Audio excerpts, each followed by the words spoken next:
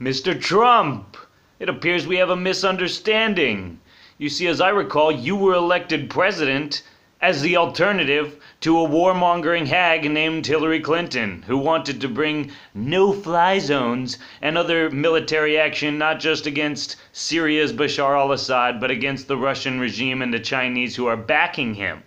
Okay, that's why you won. Okay, jobs are great. Okay, we love the jobs. Okay, we all want to pay less taxes. Okay, but do you really think that 60 million people showed up last November because jobs, jobs, jobs, and that's it? You are supposed to be the alternative to this madness, Mr. Trump. You are supposed to be the one who averts the course of world destruction and nuclear war with Russia and China, okay? You are supposed to be the level-headed one against the neocon madness that thinks we can just run all over the planet and destroy governments and overthrow legitimate leaders whenever it suits the fancy of the CIA and the deep state.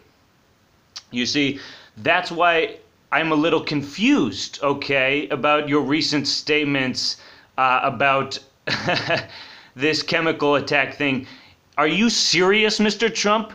Do you think all of us are so stupid that we can't remember 4 years ago when the exact same scripted scenario was played out before us under your predecessor, Barack Obama? Do you really think we're going to fall for it this time?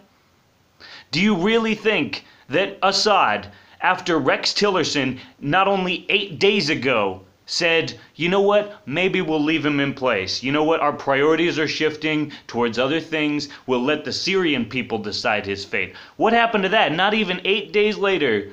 And all of a sudden, the chemical weapons, which Assad doesn't even have, somehow magically get unleashed by him on these precious civilians, okay? And the white helmets, these CIA-backed pretend helpers, okay, are there aiding and abetting the entire process and filming their little propaganda clips, and you are playing right into their hands.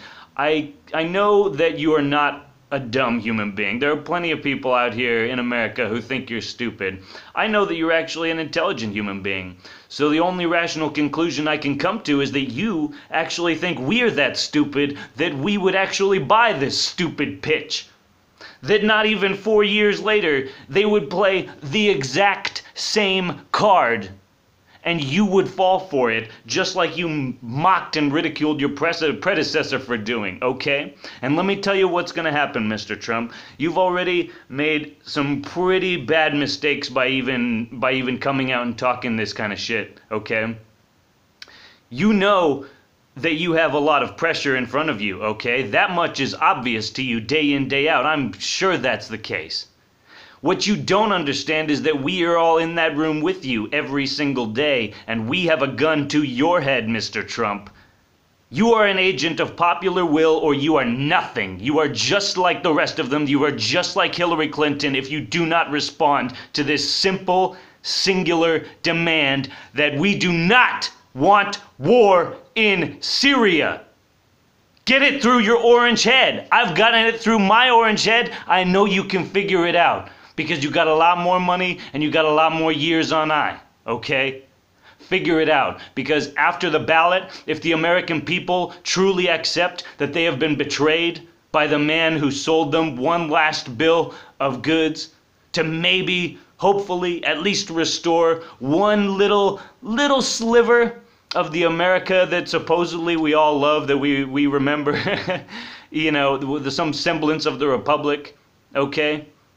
If you think that if you really think we're that stupid and you want to lead us down this road, okay, and the American people finally realize, and you lose half your support instantaneously, you've already lost a quarter with even just talking about this, okay? We are prepared to abandon you, Mr. Trump. We are prepared to leave you dry and high and swinging in the wind if it suits our fancy to prevent a world war, okay?